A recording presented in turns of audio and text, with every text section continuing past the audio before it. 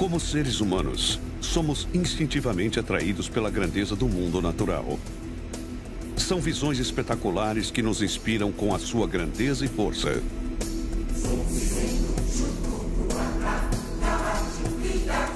Em momentos como estes, é compreensível que tenhamos um sentimento genuíno de reverência.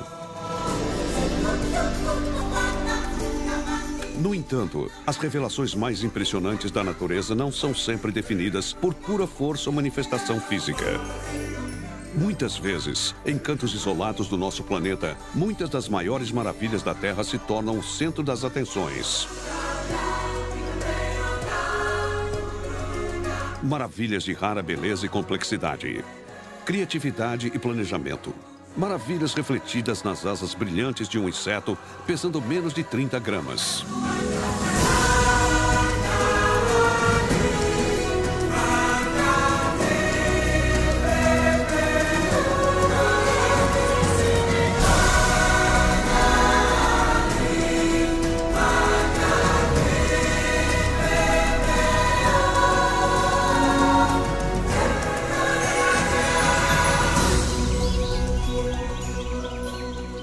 Ao observarmos uma borboleta e tentarmos descrever o que vemos, será muito difícil traduzir em palavras. E eu pensei, quero ser parte disso, não há nada mais legal. Isso é biologia, mas também é magia. Ao segurarmos uma borboleta viva na mão pela primeira vez, capturada com uma rede ou recolhida de uma flor ou algo assim, poderemos observar este organismo incrivelmente lindo, de forma intrincada, com pés e antenas, tudo se movendo ao mesmo tempo. Cada uma destas 20 mil espécies tem padrões de cores diferentes. E cada uma delas tem formas diferentes de asas. A diversidade é realmente magnífica. Se eu fosse o melhor artista do mundo, nem assim eu poderia imaginar todos esses padrões.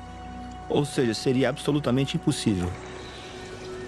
Se você abrir o trabalho de um lepidopterologista, um especialista em borboletas, em alguma parte do trabalho você vai encontrar uma observação espantosa. O fato de que ela passe por um estágio de lagarta e torne-se então uma misteriosa crisálida, da qual emerge esta criatura voadora, vem capturando a imaginação das pessoas desde a antiguidade.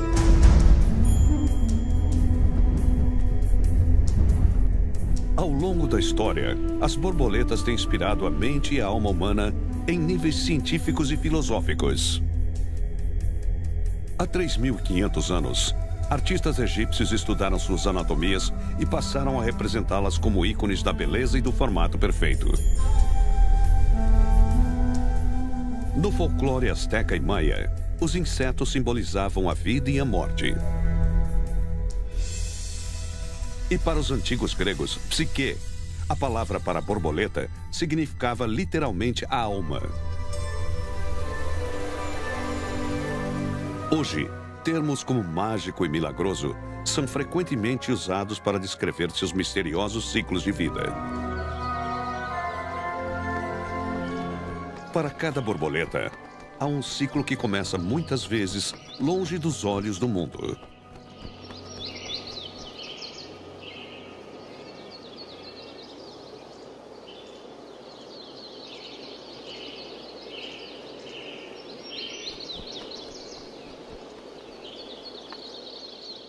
Dependendo de sua espécie, uma borboleta fêmea pode pôr centenas de ovos durante sua breve vida.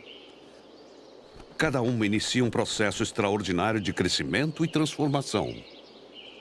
Os ovos em si já são notáveis. Eles têm arquiteturas específicas, alguns dos quais são surpreendentes.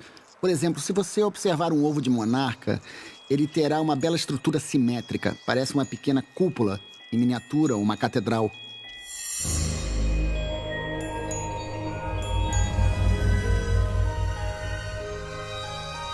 Variando do tamanho de uma cabeça de alfinete até a largura de uma unha do dedo de uma criança, cada ovo é preso a uma planta por um aderente secretado pela borboleta. Eles são revestidos com uma camada de cera que ajuda a mantê-los úmidos e viáveis.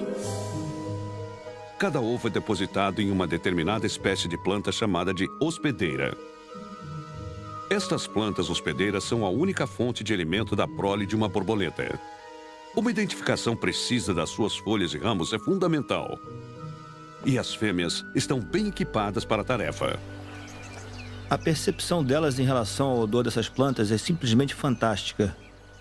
Sendo assim, elas podem encontrar essas plantas em áreas extensas. Ao se aproximar de sua planta hospedeira, ela sentirá um odor cada vez mais forte. Depois ela começará a se concentrar na forma da folha. Instintivamente ela saberá qual é a forma da folha da sua planta hospedeira. E ela começará a provar. Provará com seus pés, com suas patas dianteiras. Elas baterão nas folhas e arranharão as folhas. E então usarão a sua tromba para saborear a parte arranhada. Elas também cheiram com suas antenas. Elas têm as pernas, a tromba e suas antenas. Elas possuem todos esses mecanismos para certificar-se de que é a planta certa. Se for a planta errada, suas lagartas morrerão. As borboletas não cometem erros. É incrível. É realmente fantástico. É apenas mais uma das grandes maravilhas da natureza, observarmos como esta fêmea pode fazer tudo isso em tão grandes distâncias.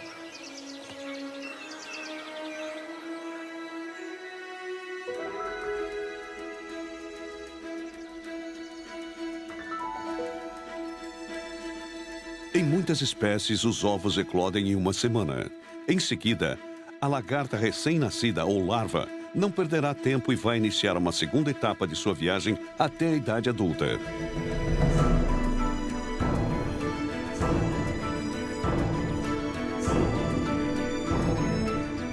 Nós as chamamos de máquinas de comer, pois o seu único objetivo na vida é comer e crescer, comer e crescer. Uma lagarta, com muita fome ao comer, fará um ruído audível. Lembra um pouco uma espiga de milho, porque ela morde diversas áreas até cobrir a totalidade. Ele só belisca, belisca, belisca, corta e mastiga, para armazenar as matérias-primas para a próxima fase da vida. Uma lagarta pode ganhar peso tão rapidamente que chega a comer o seu próprio peso em folhas e similares diariamente. Equipada com mandíbulas poderosas e um sistema digestivo que se estende por todo o comprimento de seu corpo, este estômago com pernas pode multiplicar o seu peso de nascença por mais de 3.000 vezes em menos de 2 semanas. Para demonstrar como é notável este aumento de peso, imagine que você teve um bebê humano de 3 quilos e ele multiplicou o seu próprio peso por 3.000 durante o seu crescimento. Teríamos uma criança de quase 11 toneladas. Que criança grande, não é mesmo?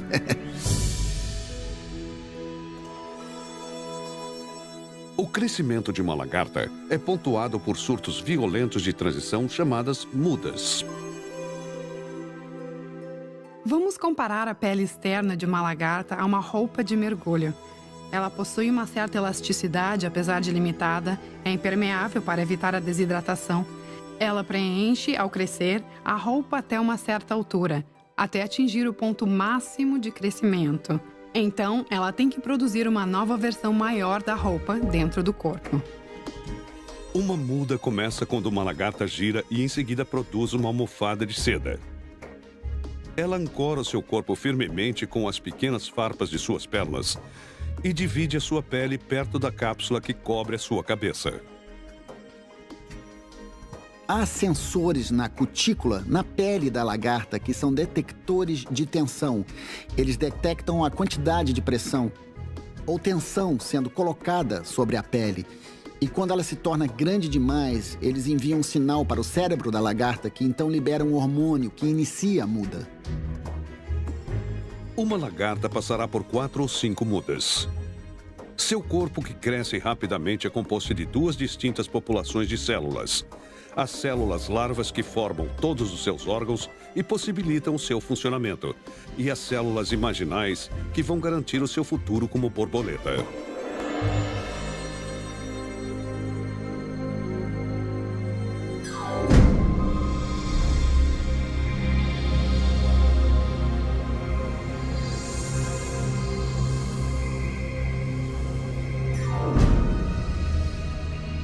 Nos estágios mais avançados da lagarta, poderemos começar a observar os chamados discos imaginais.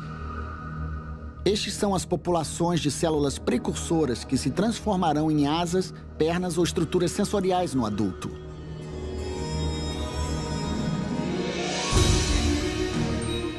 A maioria das partes desses agrupamentos de células imaginais desenvolvem-se aos pares e serão posicionados ao longo do corpo da lagarta em locais que correspondem aos órgãos que futuramente ajudarão a formar o adulto.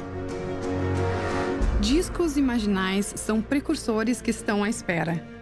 São separados para compor as estruturas adultas e, em um determinado ponto do desenvolvimento, essas células são acionadas para iniciar o crescimento.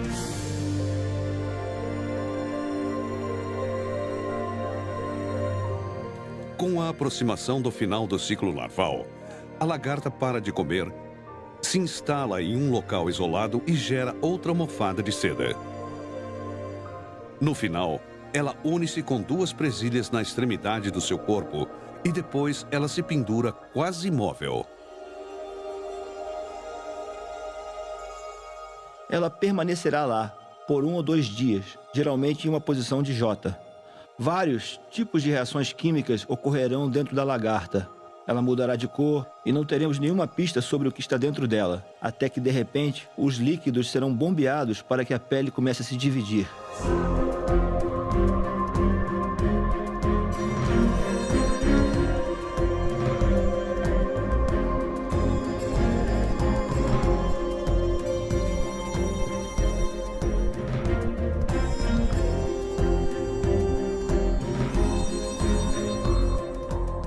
A muda final da lagarta marcará o início da terceira fase do desenvolvimento de uma borboleta e o surgimento de uma notável estrutura chamada de crisálida.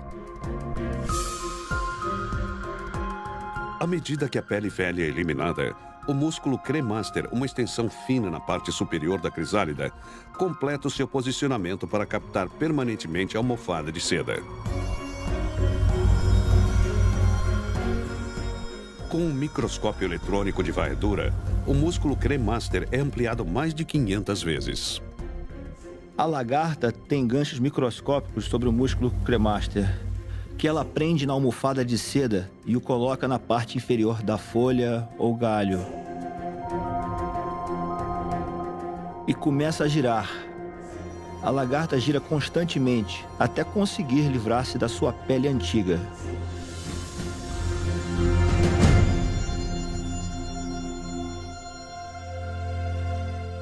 Ao longo da hora seguinte, a crisálida endurece e toma sua forma final, quando vai ocorrer um dos mais fascinantes processos na natureza: a metamorfose de lagarta para borboleta.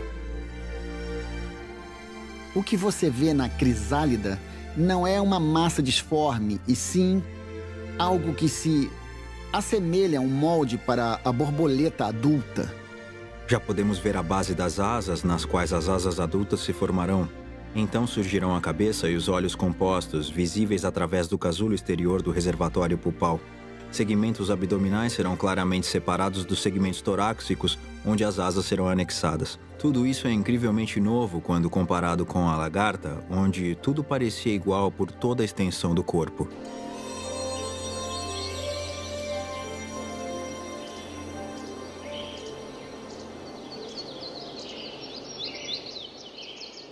Essa transição de um ser de terra firme, um artrópode herbívoro, com visão e mobilidade limitadas, em um belo inseto alado que se alimenta de néctar, navega com sentidos excepcionais e é capaz de voar 80 km por dia, é realmente uma maravilha do mundo natural. Exatamente como isso acontece é ainda um grande mistério. No entanto, pesquisas inovadoras ao nível de moléculas e células fornecem intrigantes pistas novas. Há uma certa continuidade dos tecidos da lagarta à borboleta adulta, mas a maioria dos que existiam na lagarta irão desaparecer e se transformar em novas estruturas sem qualquer analogia à lagarta. Por exemplo, não há nada semelhante ao olho composto da borboleta adulta com o da lagarta. Não há nada semelhante à tromba, ou mesmo as pernas longas e articuladas da borboleta com as da lagarta. Essas são estruturas completamente novas que serão construídas. Em um inseto metamórfico, você encontrará 2 planos de corpo. Primeiramente, haverá a formação de um plano de corpo funcional e depois uma mudança radical de direção e a formação de um novo plano de corpo.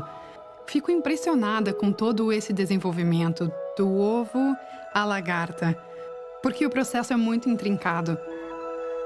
Mas quando chega a fase da crisálida, tudo tem que funcionar novamente, num processo ainda mais complicado.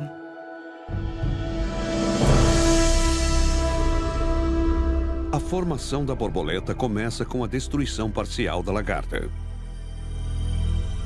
Dentro da crisálida, células de larva que formaram os membros e órgãos da lagarta são sistematicamente digeridas e processadas. É necessário eliminar ou digerir os tecidos da lagarta. Eles não têm utilidade para o adulto. Na verdade, as células desaparecem, mas seus componentes são reciclados e transformados em uma espécie de sopa, a partir da qual as estruturas adultas serão construídas. Ao longo deste processo, as células imaginais que dão origem ao corpo do inseto adulto são preservadas para diferenciar e multiplicar. A morte celular é programada, não é algo que acontece por acaso. Se matar as células erradas, algo vai dar errado. É tudo projetado com muito cuidado. Você vai manter algumas populações de células. Então é preciso conhecer o seu objetivo antes de começar. Não é preciso digerir tudo, apenas os elementos que precisam ser eliminados. Em seguida, os discos imaginais rapidamente começarão a proliferar e você poderá traçar um caminho contínuo para o padrão de criação de uma asa.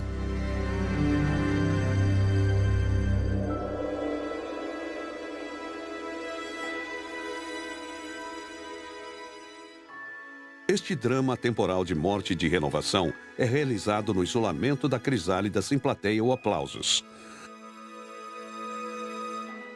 Durante as últimas 2 décadas, os cientistas têm trabalhado arduamente para descortinar esse processo.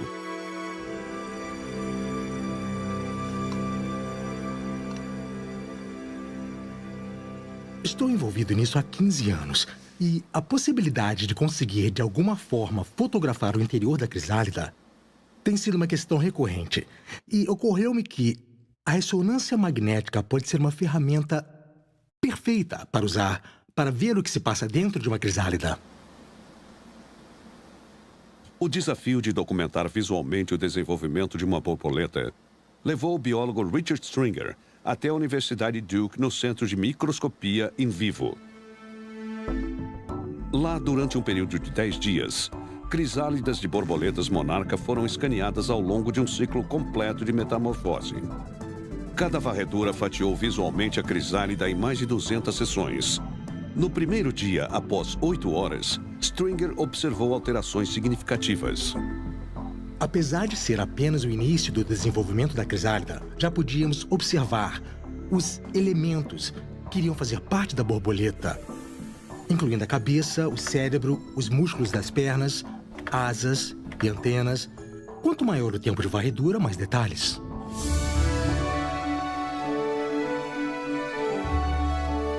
Os dados da ressonância magnética de Stringer foram usados para criar uma dissecação tridimensional do corpo da borboleta, que ganhava forma dentro da crisálida.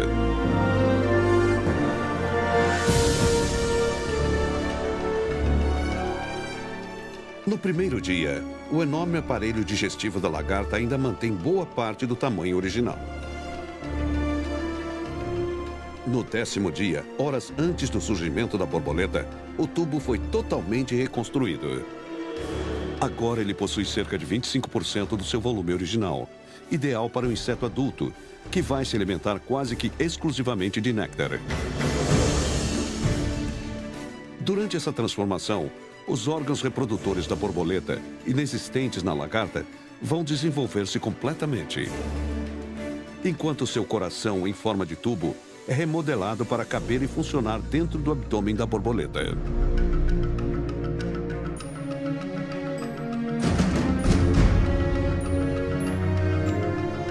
Na parte frontal da crisálida, alterações anatômicas intensas continuam. Os olhos simples da lagarta, capazes de discernir apenas escuridão e luz, são substituídos por grandes e complexos órgãos de visão.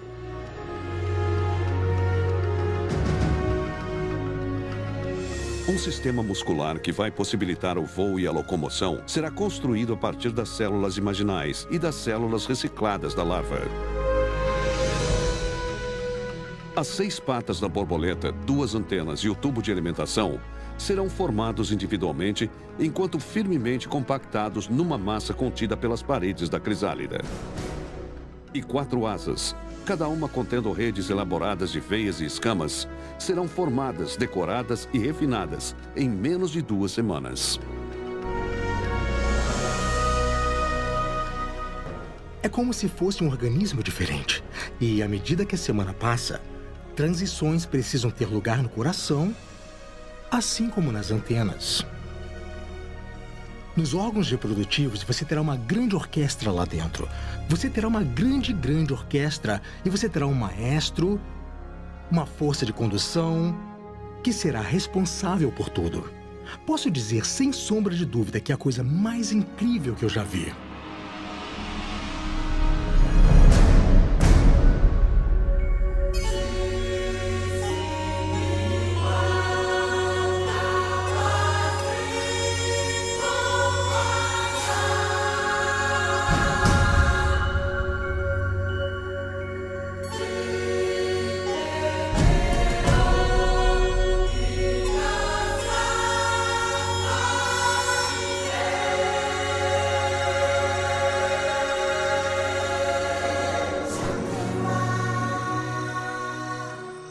Lagarta em borboleta. A transformação para uma forma totalmente nova de vida está quase completa.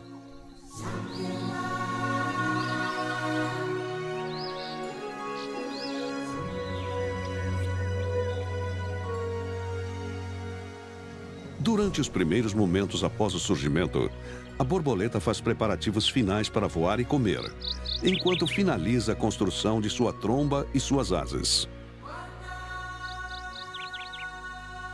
A tromba, ou probóscide, é uma língua oca no meio, como um canudo. A borboleta tem músculos na cabeça que podem gerar sucção, uma bomba de sucção, para a captação de néctar. Dentro da crisálida, a tromba se desenvolveu em 2 partes separadas. Agora, imediatamente após o surgimento, a borboleta deverá reuni-las em uma única unidade ou morrerá de fome. São 2 metades de um canudo. Há um canal em um lado que precisa ser inserido no canal do outro lado. Você verá 2 pequenos apêndices na cabeça, chamados de palpi. E esses palpi aparentam proteger a tromba e ajudam na sua montagem.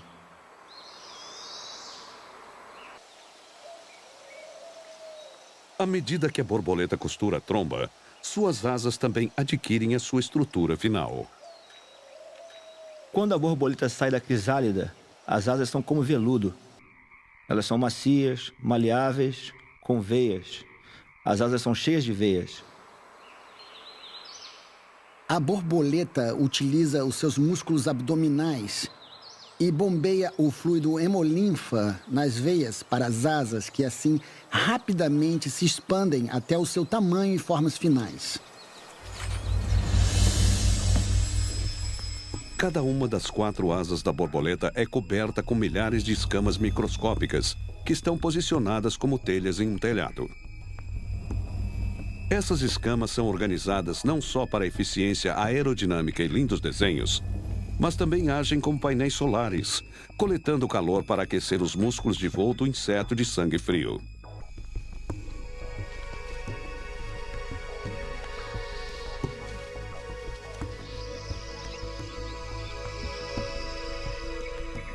Os olhos da borboleta também são formados por uma vasta rede de componentes.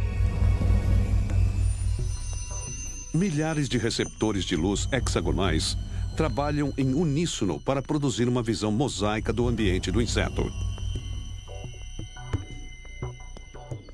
A forma esférica de cada olho composto cria um campo de visão de mais de 180 graus. Elas têm 4 sistemas de visão de 4 cores, sistemas de pigmentos, que lhes permitem ver do ultravioleta ao infravermelho. As borboletas têm uma melhor visão das cores do que os humanos. As antenas, pernas e pés da borboleta completam o seu sistema sensorial. As antenas, que controlam o equilíbrio no solo e em voo, reconhecem os aromas mais importantes para a borboleta. Suas extremidades claviformes são cobertas com escamas que podem detectar o cheiro de uma planta hospedeira ou companheira em potencial, a quase 2 quilômetros de distância. Uma borboleta tem 3 pares de pernas articuladas, com escamas e pelos finos, sensíveis às vibrações e possivelmente som. Suas pernas e garras estão alinhadas com as células nervosas, que reagem ao toque e ao sabor distinto de uma folha. Este sentido incrementado de sabor é ativado sempre que o inseto arranha a superfície de uma planta.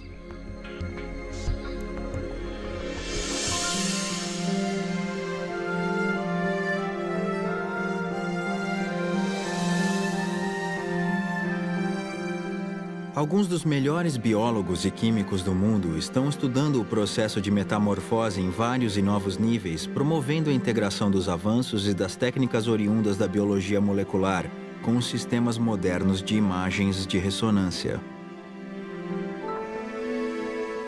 No caso das borboletas, é como uma bela peça de arte. Você pode apreciá-las no nível técnico em termos do que é necessário para obter o pigmento sobre a tela e assim por diante. Mas o que está acontecendo é muito mais rico e muito mais significativo que isso. Conhecemos apenas o básico de alguns dos processos envolvidos na metamorfose. É um mistério. É como uma caixa preta. Insira a larva, caixa preta, libera a borboleta. O que aconteceu? O que aconteceu? E nós só conhecemos 1/1000 do que está acontecendo dentro desses insetos, dentro desse cérebro em miniatura e tudo o que ele pode fazer.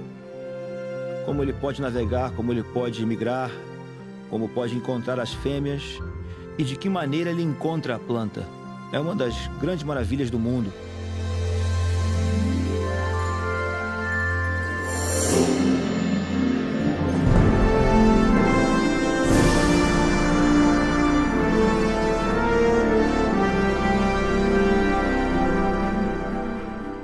À medida que a ciência se aprofunda nos ciclos de vida das 20.000 espécies de borboletas conhecidas, uma história se destaca de todas as outras. É uma saga épica que se desenrola em todo um continente numa viagem ao coração da beleza e do mistério que sintetizam a metamorfose. Por mais de 30 anos, pesquisadores de todo o mundo, incluindo o biólogo Thomas Emmel, viajaram para uma floresta isolada para estudar um fenômeno sem paralelo na natureza: a migração da borboleta monarca para o México. Eu tenho ido todos os anos desde 1981 e em alguns anos eu fiz uma série de viagens, 2, 3 ou 4 viagens por ano. Eis uma espécie de borboleta que faz algo verdadeiramente espetacular. Imagine 300 milhões de monarcas em um só lugar. Elas voaram 4.000, 5.000 quilômetros para chegar até estas 12 pequenas áreas que ainda existem na faixa transvulcânica do centro-sul do México.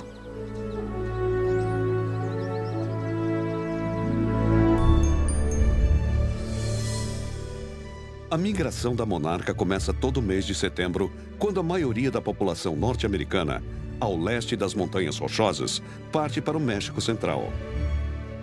Essa viagem pode se estender por mais de 4.000 quilômetros e é fundamental por 2 razões.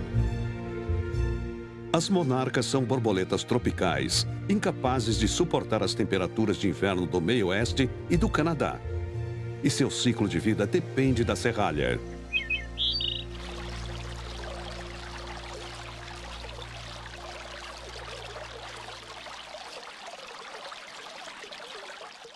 Mais de 100 espécies de serralha crescem nos Estados Unidos durante a primavera e o verão. É a única planta que uma monarca fêmea irá selecionar para hospedar seus ovos.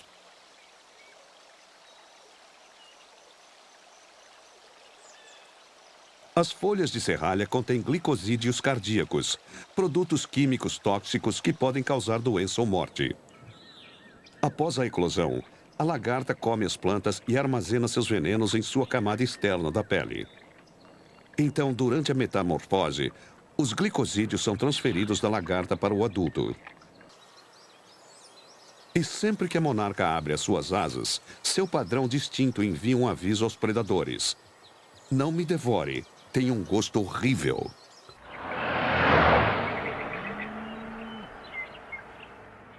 Assim como a monarca, a serralha não consegue sobreviver ao rigoroso inverno norte-americano e no final de agosto vira semente.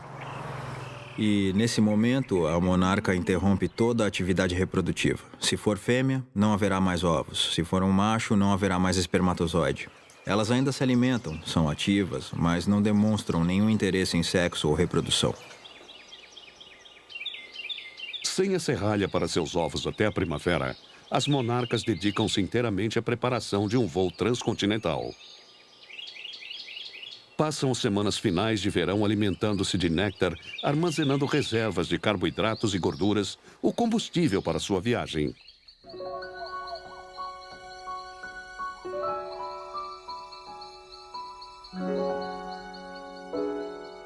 Nascidas na primavera ou no início do verão, as monarcas vivem apenas de 2 a 4 semanas. Mas a geração que surgirá em agosto está programada geneticamente para viver até 9 meses, uma condição fundamental para a sobrevivência. A última geração do verão, a que vai viver durante todo o inverno e até a primavera seguinte, realmente é um problema interessante para biólogos, porque temos aqui 2, 3 gerações anteriores àquela geração, onde o adulto vive no máximo 2 semanas, 3 semanas, 4 semanas e então morre. E agora, de repente, é produzida uma geração que vai viver 9 meses ou 9 vezes mais tempo. Acredita-se que há uma diferença genética composta por cerca de 6 genes exclusivos dessa geração que permite com que ela viva mais tempo.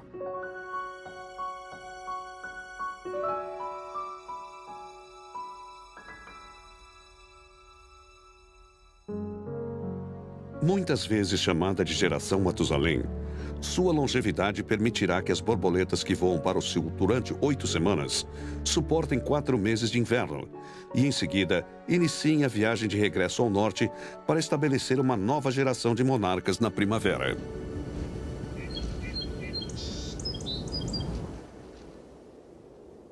Com a chegada do outono, o ângulo do sol do meio-dia fica abaixo de 56 graus. Os dias que se encurtam são a deixa para que a borboleta inicie sua migração.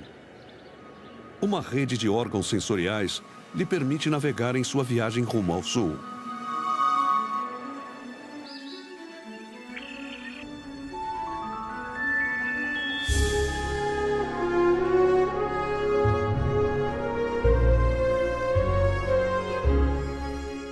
A questão é, como a borboleta sabe que rumo tomar? Estamos observando várias coisas. A borboleta é capaz de detectar o comprimento do dia através de pequenos órgãos em suas antenas. É capaz de detectar a posição do sol acima do horizonte por sentidos visuais. E também compensar com um relógio biológico em seu cérebro o movimento do sol da primeira manhã no horizonte oriental até o horizonte ocidental no final do dia quando o sol se põe. Elas rumam ao sul, seguindo as instruções do sol, e ajustam o seu voo todos os dias. Na direção norte até o Canadá, Michigan e Maine, as monarcas viajam uma média de 80 km por dia, planando sobre as correntes térmicas de ar quente. Em meados de outubro, suas rotas de migração primária convergem, quando a maior parte das borboletas se afunila no sul do Texas, antes de cruzar a fronteira. Algumas, no entanto, seguem uma rota mais direta, cruzando o Golfo do México.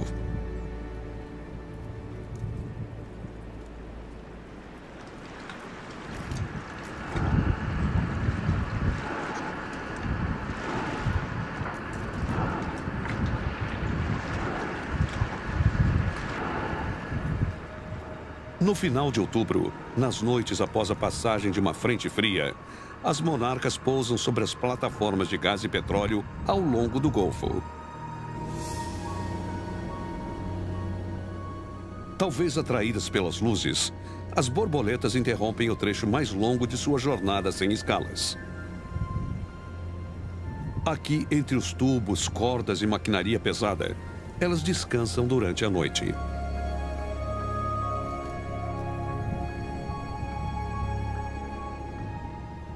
Em 1993, o biólogo Gary Ross e uma equipe de voluntários documentaram as monarcas em mais de 20 plataformas durante um período de 2 semanas.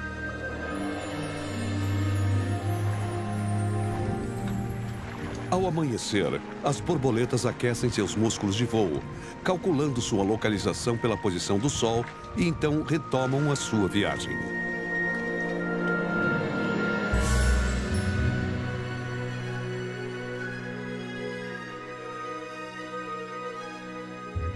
Depois de cruzar a fronteira sul do Texas, a população de monarcas do leste entra numa formação de voo de cerca de 80 quilômetros de largura.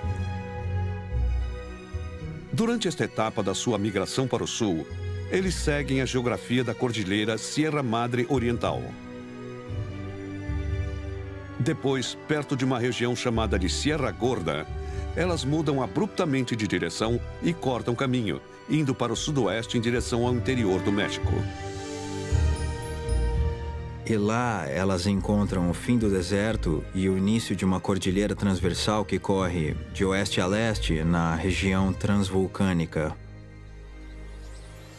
A cordilheira transvulcânica é a mais alta do México. Suas montanhas contêm ricas jazidas de metais pesados que podem desempenhar um papel importante na navegação das monarcas. Ouro, ferro, manganês, cobre, todos esses metais criam um campo magnético anormal. Isso parece ser importante para orientar as monarcas, pois elas têm pequenas partículas do mineral magnetita em seu corpo, na base das asas, do tórax e do abdômen. E acredita-se que isso as ajude a navegar precisamente para esta cordilheira, porque existe ali uma anomalia magnética muito forte na sua proximidade devido a todos esses metais pesados perto da superfície. Então, as partículas de magnetita giram como uma seta magnética dentro de uma célula que aponta as monarcas numa determinada direção.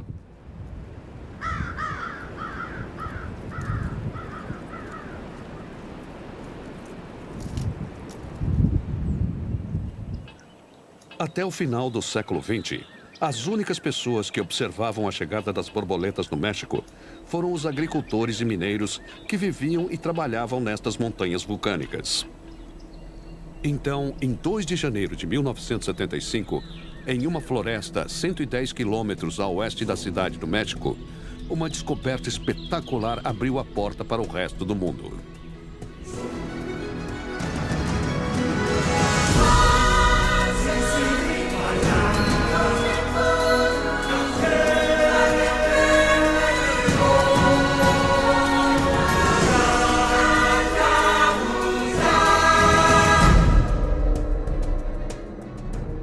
Milhares de borboletas monarcas se reuniram na floresta de Oyamel Abetos, 3.500 metros acima do nível do mar.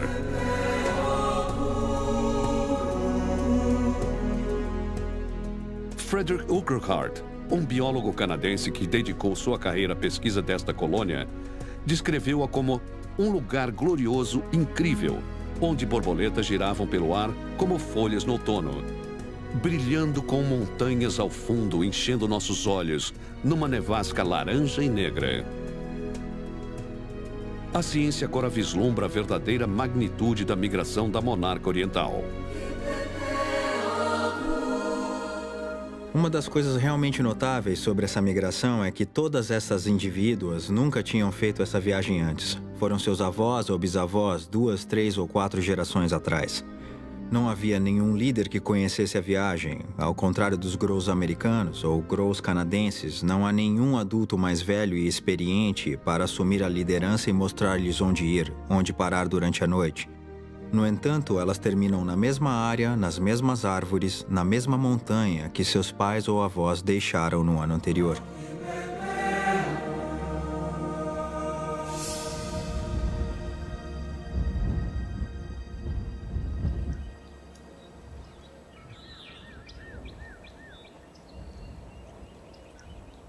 Desde 1975, uma dúzia de colônias de invernada permanentes foram descobertas nestas montanhas. Cada uma mantém um microclima criticamente equilibrado que ajuda a sustentar as monarcas até a primavera.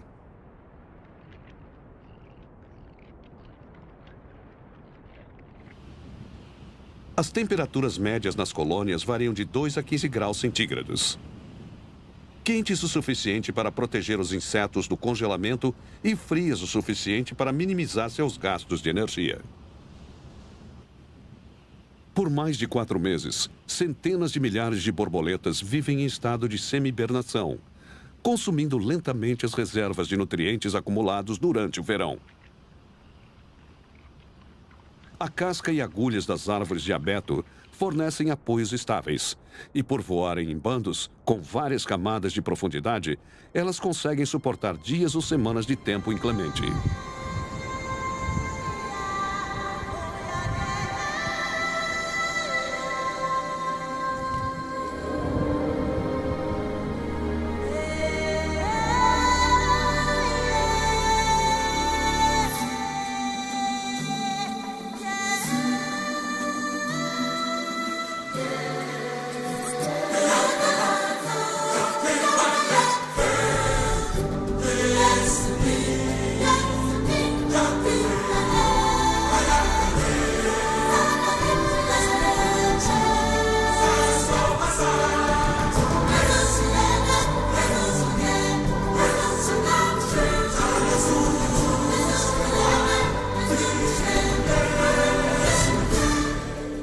Com a chegada da primavera, os insetos se preparam para deixar os locais de inverno.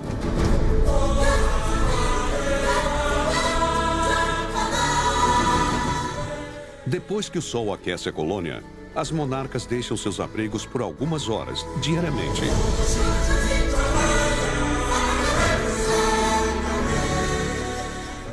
Elas viajam distâncias curtas em busca de néctar e água, que irão nutri-las durante sua viagem para o norte.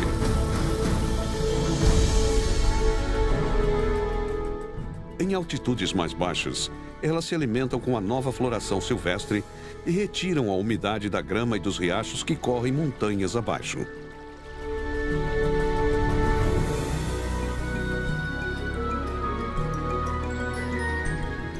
Os dias mais longos também geram uma mudança na biologia da monarca.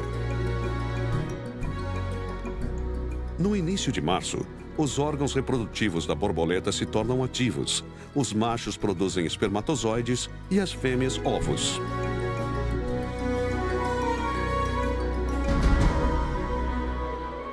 Após o acasalamento, elas deixam as colônias e rumam ao norte, prontas para criar uma nova geração.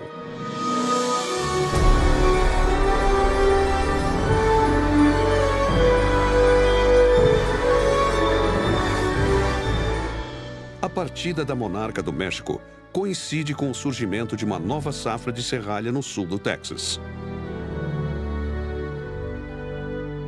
Quando as fêmeas encontram as plantas hospedeiras, elas depositam seus ovos. Seu ciclo de vida está completo agora, e elas morrerão em breve.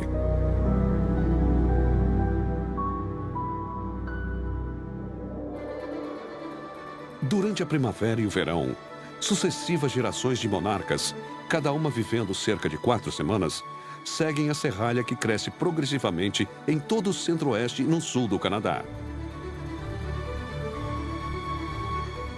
Então, no final de agosto, perto de uma fazenda de laticínios em Minnesota ou um lago em Ontário, as borboletas de uma nova geração Matusalém emergem, prontas para mais uma vez empreender a grande migração.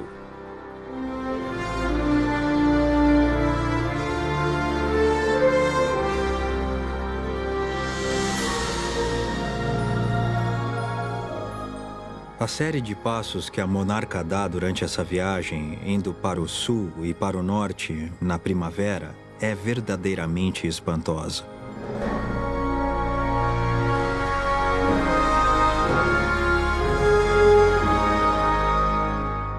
É um inseto movendo-se aos bilhões entre 3 países.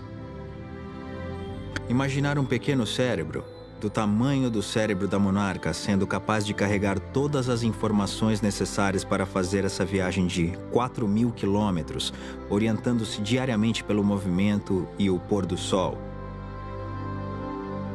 Se aproximando do local de invernada no México e, de alguma forma, retornando à mesma montanha visitada por seus avós.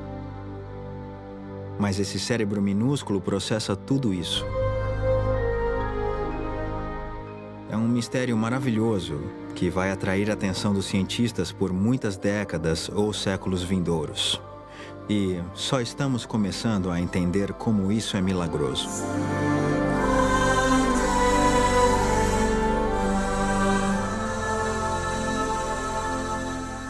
É impossível observar a lagarta virando borboleta e não perguntar como. Sua metamorfose, sua migração, seu ciclo de vida. Como isso aconteceu? Como ela é regulada? Como isso é controlado? É realmente uma notável transformação. Um biólogo que se depara com quebra-cabeças da metamorfose vai analisá-lo através de um filtro analítico, uma lente. É uma maneira de tentar compreender o problema. E para a maioria dos biólogos, a lente vai ser um processo evolutivo, não dirigido. Desde o final do século XIX, a maioria das explicações para o ciclo de vida de uma borboleta ou qualquer outro organismo vem compartilhando a mesma premissa básica. Para ser considerado científico, devem confiar exclusivamente em causas naturais não dirigidas. Este ponto de vista, publicado pela primeira vez por Charles Darwin em sua teoria da evolução, através de variação aleatória e seleção natural, é hoje amplamente aceito como base da biologia moderna. Mas essa teoria pode explicar a origem da metamorfose? Na visão evolutiva da vida, em particular a visão darwiniana da vida, tudo que o organismo faz, cada recurso que tem, todos os seus detalhes finalmente se relacionam às exigências da seleção natural. Então, para construir as primeiras borboletas, a seleção natural teria que trabalhar inteiramente através de mutações genéticas. Elas são a matéria-prima da evolução.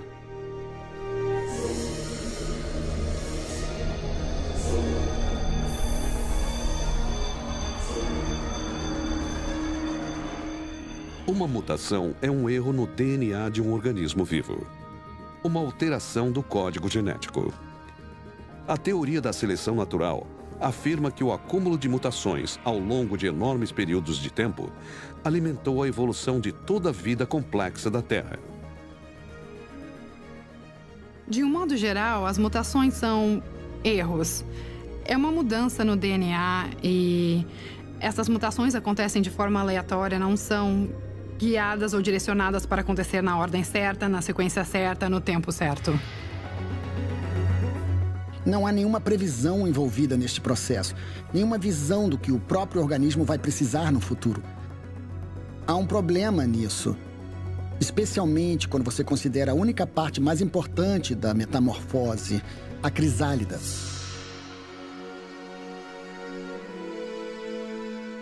Uma crisálida de borboleta conecta dois modos fundamentalmente diferentes de vida.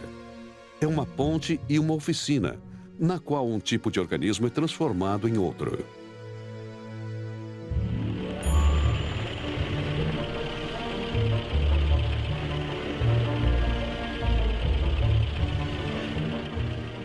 A magnitude desta transformação tem sido comparada a um Ford modelo T, que de repente faz de uma garagem o seu casulo.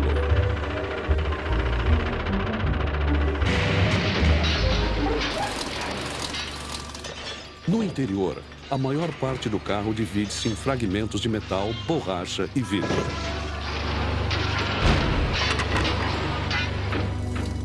Estas peças, então, se reorganizam em componentes mais complexos do que qualquer um existente anteriormente no modelo T.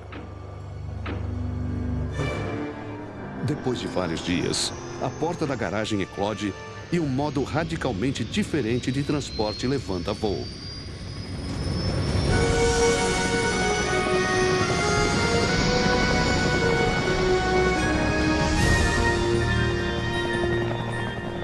Uma analogia como essa é pura hipótese.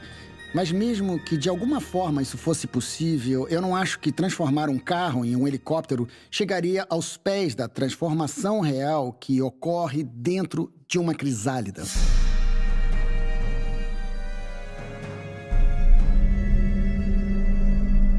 Desde o momento em que a crisálida é formada, tecidos de lagarta são destruídos e então reciclados para ajudar a construir asas, óleos compostos, órgãos reprodutivos e sistemas de navegação de deslumbrante beleza e eficiência. No entanto, apesar da importância da morte celular na crisálida, a origem do processo desafia a lógica básica da seleção natural. Um dos requisitos fundamentais da seleção natural é a reprodução. Precisamos ser capazes de fazer cópias de nós mesmos, em especial dos genes, e temos que ser capazes de passá-los adiante. Mas uma crisálida, a menos que represente uma ponte para algo que está por vir, é realmente um caixão. Se você é uma lagarta, vai entrar na sua própria sepultura. Transformar a maior parte do seu corpo em uma sopa molecular seria suicídio. Uma lagarta, a menos que chegue à idade adulta, não tem utilidade porque não pode se reproduzir. Não terá filhos, então evolutivamente é um beco sem saída. Não haveria qualquer benefício em se matar, a menos que exista um plano oculto. Tudo bem, eu sei que posso cometer suicídio porque há um novo eu esperando para nascer. A lagarta não vai entrar na crisálida sem esse conceito. Eu tenho um plano para sair dessa. Vou virar uma borboleta adulta. Vou reconstituir estes tecidos em forma adulta, emergir e seguir meu caminho. Mas não é assim que a seleção natural funciona. Ela não adivinha o futuro nem antecipa o que um organismo em evolução vai precisar em uma semana, ou em um mês, ou daqui a 1000 anos. Sendo assim, se as primeiras lagartas evoluíram até a sua existência, sem qualquer previsão, é altamente improvável que a seleção natural reteria um processo tão destrutivo quanto a morte celular.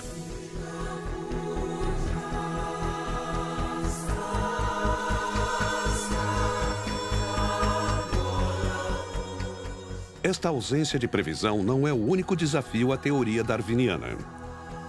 Os biólogos têm reconhecido que a seleção natural não pode ter sucesso, dando grandes saltos evolutivos. Em vez disso, o processo só pode andar para frente através de uma série de pequenas etapas incrementais. É na evolução que as alterações de menor escala têm uma chance melhor de ser repassadas, já que elas são relativamente limitadas no seu escopo. Isso significa que atrapalharão menos e serão mais propensas a serem toleradas pelo organismo. Mas quando se trata da origem da metamorfose, a ideia de mudança evolucionária gradual deságua num beco sem saída. Pela sua própria natureza, a metamorfose é uma proposta de tudo ou nada. E ao longo da história biológica, seu sucesso dependeu da disponibilidade imediata de um conjunto completo de instruções, incluindo genes, proteínas e o programa de desenvolvimento necessário para integrá-los. Tudo tem que ser preparado com antecedência. Os genes têm que estar prontos, os elementos normativos que vão ligar e desligar os genes. Todas as células têm que ser pré-programadas para fazer o que devem fazer quando chegar a hora, para responderem aos sinais que vão receber da forma correta. As células das larvas têm que saber que vão morrer. Temos que lembrar que a lagarta não pensa nessas coisas. Ela não diz, está na hora de dissolver minha epiderme e... agora que tal esse intestino? Chegou a hora de construir o estômago. Não, tem que acontecer rapidamente e de forma muito coordenada. Uma vez comprometida com a fase de crisálida, não haverá volta. É imperativo completar a transição.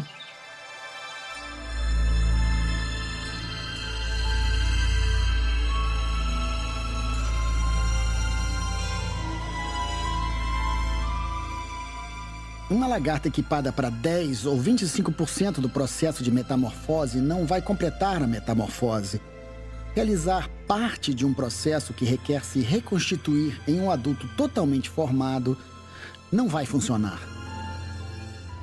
Você tem que recriar patas adultas, antenas adultas, olhos adultos. Você tem que mudar a forma do cérebro e as conexões entre as antenas e os olhos. Você tem que reformatar o intestino para que ele processe néctar em vez de plantas e derivados. Quantas mutações seriam necessárias e como se coordena tudo isso? Se acertar os olhos, mas errar o intestino, será um fracasso como borboleta. Se você acertar as asas e as patas, mas não anexar os músculos, essa borboleta não irá a lugar nenhum. Está morta. Começamos a ver as profundezas do problema. Então, se a evolução criou este tipo de percurso gradualmente, foi necessário um milagre. A metamorfose, se ela veio existir fruto de um processo sem direção, precisaria de uma sequência ininterrupta. A seleção natural, por definição, não poderia gerar esse tipo de processo.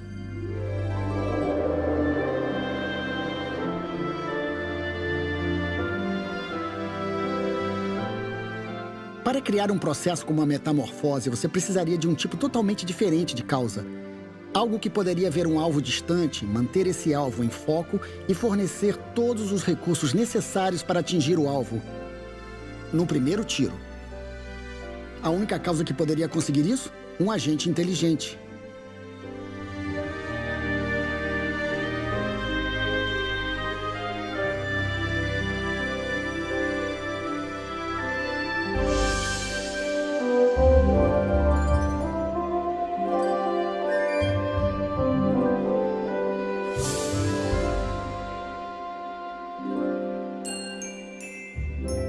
De uma perspectiva filosófica, a sugestão do desenho inteligente como explicação para a origem e o desenvolvimento da vida contradiz os princípios de muitos biólogos. Mas quando considerada objetivamente, as provas podem ser abundantes dentro das paredes de uma crisálida ou nas asas de uma monarca. A metamorfose não apenas desafia a visão darwinista da vida, mas, na verdade, ela aponta de forma positiva em direção à verdade do desenho inteligente. Se víssemos um dispositivo mecânico com a mesma sofisticação de uma borboleta, não hesitaríamos por um momento sequer em atribuí-lo à inteligência. Porque a borboleta é muito mais sofisticada do que qualquer coisa jamais construída pelo homem. Planejamento, antevisão, visão artística, engenharia. Em nossa experiência, normalmente, ao vermos esses requisitos atendidos, ao vermos esses indicadores, percebemos isso como evidência positiva de criação inteligente.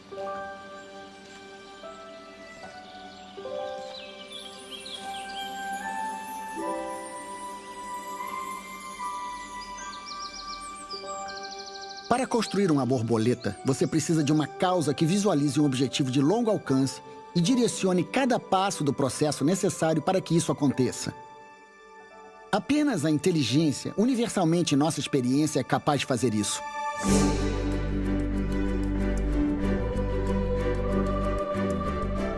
Seria necessária também uma causa que reutilizasse partes de componentes de nível inferior para construir um sistema diferente de nível superior.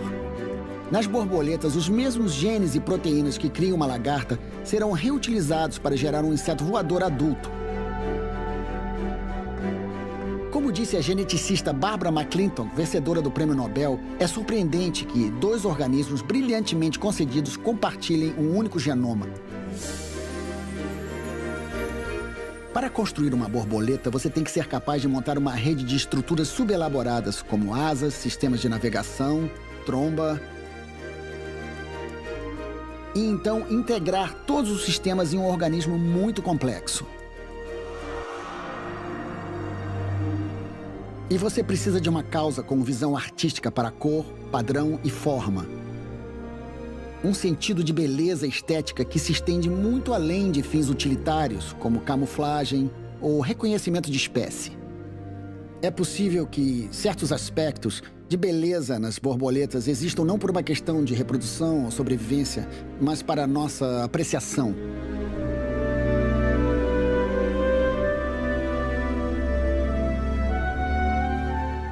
Muitas pessoas que eu conheço estudam biologia por sua beleza. A seleção natural não teria nenhuma razão para produzir beleza. Beleza é sinal de transcendência. É puramente gratuita. Todos nós reconhecemos isso. Só temos de reconhecer o que isso significa.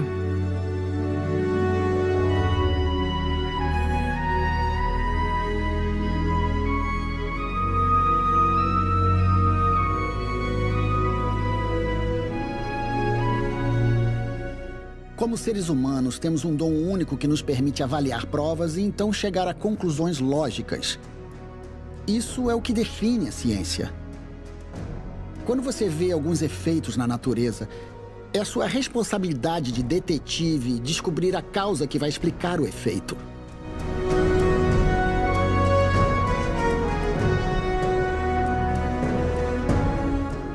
Quando você processa todas as provas reveladas durante a metamorfose, você se pergunta na sua própria experiência que tipo de causa pode trazer esses resultados. Acho que a única resposta razoável é uma inteligência que transcenda o mundo natural.